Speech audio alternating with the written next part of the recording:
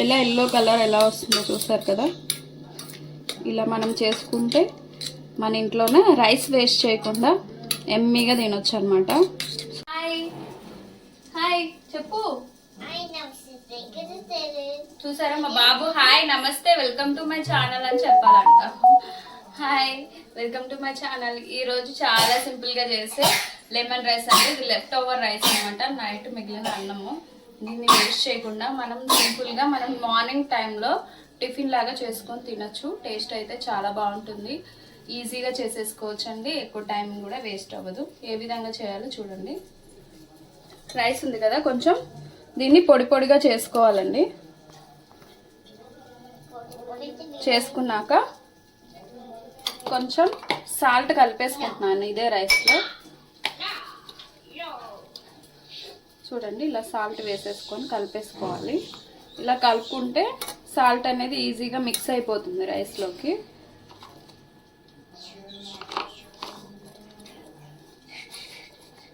ఇదే విధంగా lemon juice కూడా కలిపేస్తున్నాను. చూడండి లెమన్స్ ఇలా పిండేసుకొని కలిపేసుకోవచ్చు. 5 మినిట్స్లో అయిపోతుందండి. ఇప్పుడు మనం లెమన్స్ లేకపోయినా చేసుకోవచ్చు అండి. జస్ట్ తాలింపు వేసుకొని కలుపుకోవడమే అంతే.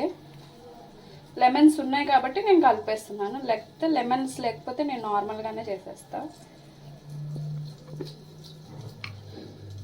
ఇట్లా గింజలు వస్తాయి కదా, అవి తీసేసుకోండి.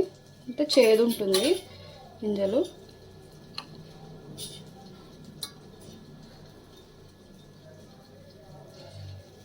అయిపోయింది. ఇందులో మనం లెమన్ సాల్ట్ కలిపేసాం. ఇంకా లాస్ట్ తాలింపు వేసుకోవడమేనండి.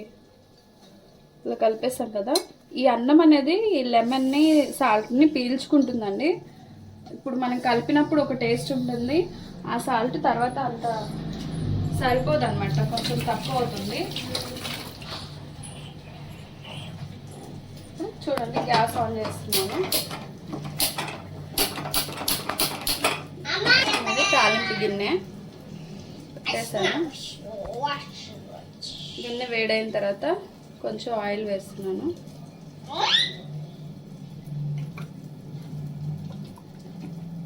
ఇందులోనే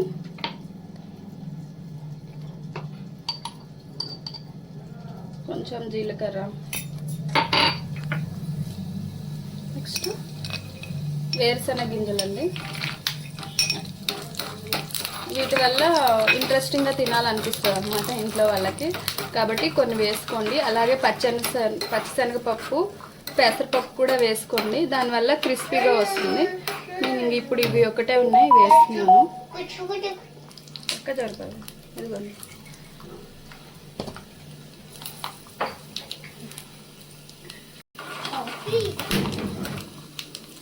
ఇలా కొంచెం వేగనివ్వండి. ఇలా వేగుతూ ఉంటే వేరుశనగకాయలు లోపల వరకు ఉడికిపోతాయి అన్నమాట. కాబట్టి కొంచెం సిమ్లో పెట్టి అలా వదిలేస్తే ఉడుకుతూ ఉంటాయి. చూసారా వేగిపోయింది. కాబట్టి ఇంకా ఎండుమిరపకాయలు వేస్తున్నాను అండి. కారం కోసం మీరు పచ్చిమిరపకాయలు అయినా వేసుకోవచ్చు. పచ్చిమిరపకాయలు లేవు ఇంట్లో, ఇది వేసాను. ఇప్పుడు కొంచెం పసుపు వేసేసుకోండి. అంతే, ఫినిష్. గ్యాస్ ఆఫ్ చేసేసుకుందాం. అయిపోయిందండి తాలింపు. మనం రైస్లో ఏమేమి కలుపుకున్నాం, సాల్ట్, లెమన్ జ్యూస్, ఇందులోకి మనం ఇది కలిపేసుకుంటే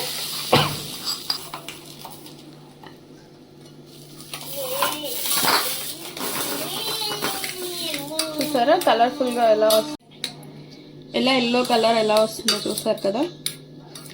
ఇలా మనం చేసుకుంటే మన ఇంట్లోనే రైస్ వేస్ట్ చేయకుండా ఎమ్మీగా తినొచ్చు అనమాట. సూపర్గా ఉంటుందండి. నేను చేస్తుంటాను.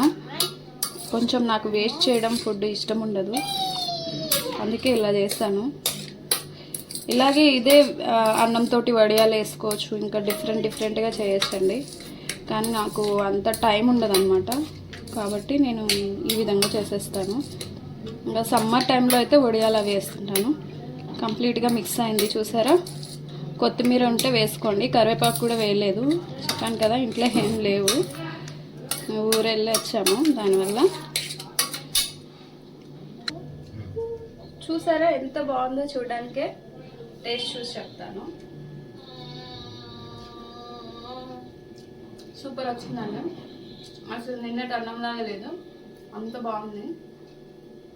బాగా తినొచ్చు, ఎందుకంటే నాకు ఎలాగో పులిహోర అంటే చాలా ఇష్టం. మీకు కూడా అలా ఎవరికైనా పులిహోర అంటే చాలా ఇష్టం ఉంటే కనుక నా కమెంట్లో చెప్పండి. ఫుల్ వీడియో చూసారు కదా, మీరు కూడా ఇంట్లో ప్రిపేర్ చేసి ఎలా వచ్చిందో నాకు కమెంట్ చేయండి. ఓకేనా? Thank you.